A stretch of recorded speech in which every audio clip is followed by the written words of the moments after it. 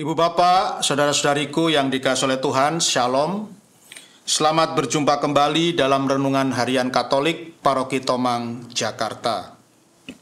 Hari ini hari Selasa, tanggal 6 Februari tahun 2024. Tema renungan kita hari ini adalah iman yang membebaskan. Ibu Bapak, saudara-saudariku yang dikasihi oleh Tuhan, suatu kali ada seorang ibu yang datang kepada saya dan dia meminta supaya saya berkenan untuk memberkati pernikahan anaknya. Lalu ibu ini menentukan tanggal pemberkatan nikah yang menurutnya adalah hari terbaik menurut perhitungan Tionghoa, ya, menurut perhitungan Cina, ya, menurut penanggalan Cina atau menurut penanggalan Tionghoa, tanggal yang dia pilih adalah tanggal yang sangat baik, yaitu waktu itu tanggal 20 Agustus. Lalu ibu ini mendesak saya supaya memberkati pernikahan anaknya di tanggal 20 Agustus itu. Namun masalahnya tanggal 20 Agustus itu kebetulan adalah hari Minggu, ya, di mana para romo semuanya pasti sibuk melayani banyak misa di hari itu. Belum lagi kami juga harus pergi ke stasi-stasi yang jauh dari pastoran. Tetapi ibu ini tetap bersikeras, ya, bahwa nggak bisa tanggal yang lain, nggak bisa hari yang lain. Harus 20 Agustus, karena itu adalah hari terbaik untuk pernikahan anak saya. Dan ya, saya pun akhirnya memutuskan untuk tidak bisa melayani pemberkatan nikah anak ibu itu. Dan akhirnya ibu itu, meskipun umat paroki kami, meskipun umat saya, tetapi akhirnya dia mencari romo lain yang tidak bekerja di paroki untuk memberkati pernikahan anaknya. Ibu Bapak, saudara-saudariku yang dikasihi oleh Tuhan, ada seorang antropolog, ya, atau seorang ahli kebudayaan bernama Niels Mulder yang kebetulan dia spesialis meneliti kebudayaan orang Asia. Dia pernah membuat sebuah teori, dia pernah membuat sebuah kesimpulan dalam salah satu bukunya mengenai hari baik, ya.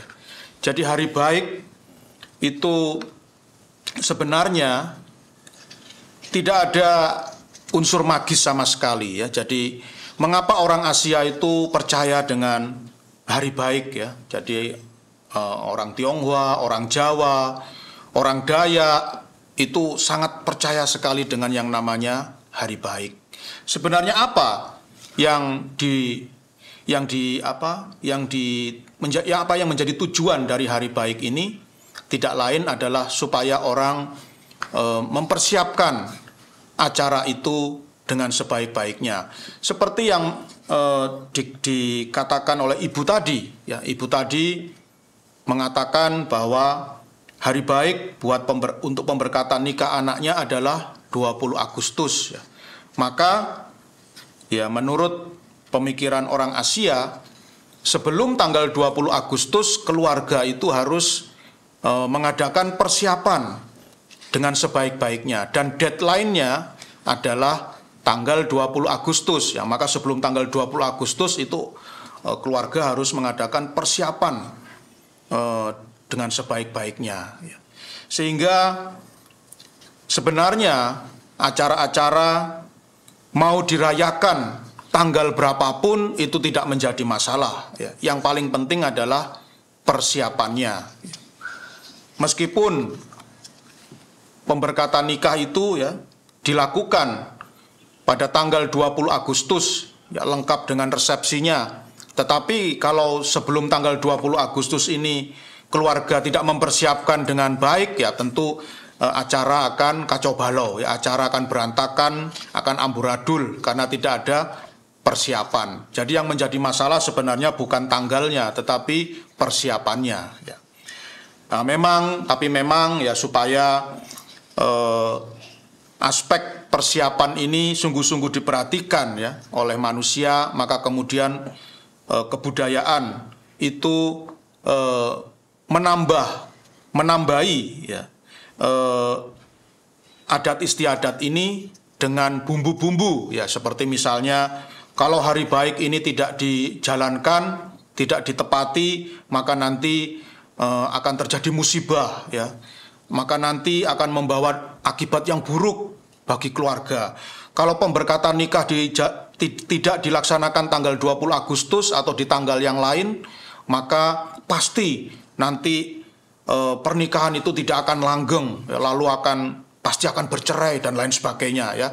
Sebenarnya itu hanya bumbu-bumbu yang mau mengajak orang untuk menghargai yang namanya persiapan.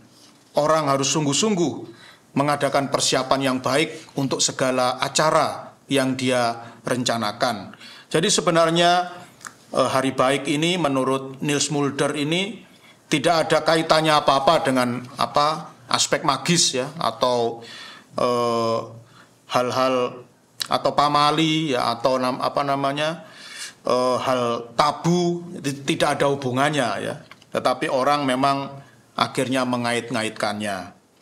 Memang apabila situasi dan kondisi itu memungkinkan, maka memang peraturan tentang hari baik yang merupakan bagian dari adat istiadat dan kebudayaan manusia yang luhur memang sebaiknya dijalankan atau dilaksanakan.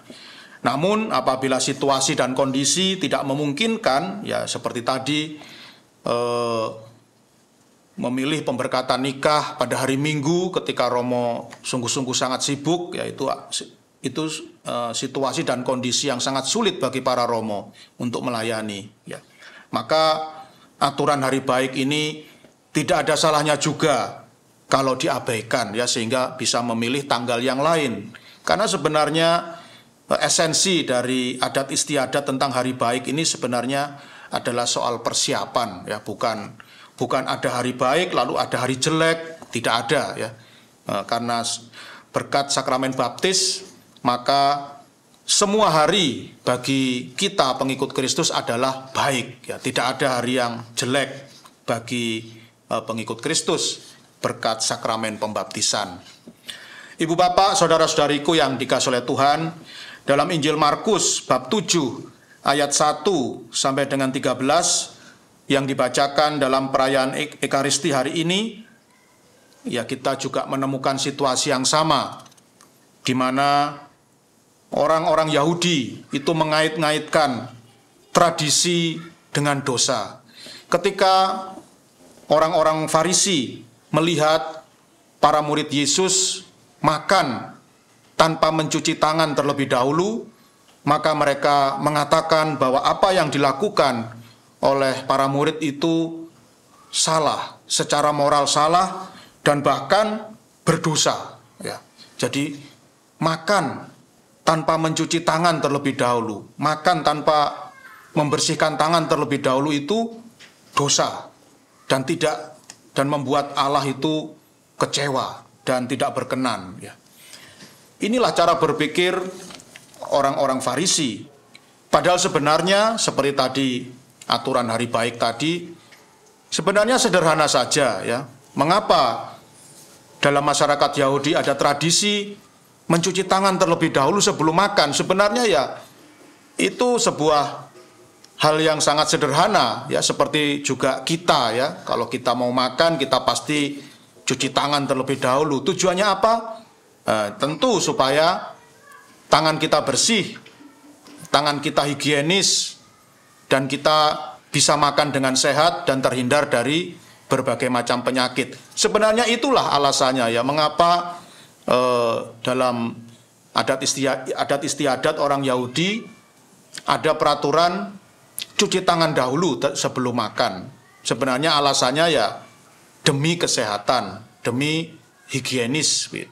Tetapi itulah orang-orang Farisi, mereka mengait-ngaitkan tradisi mencuci tangan sebelum makan ini sebagai peraturan moral, sebagai peraturan keagamaan yang kalau dilanggar itu berarti dosa.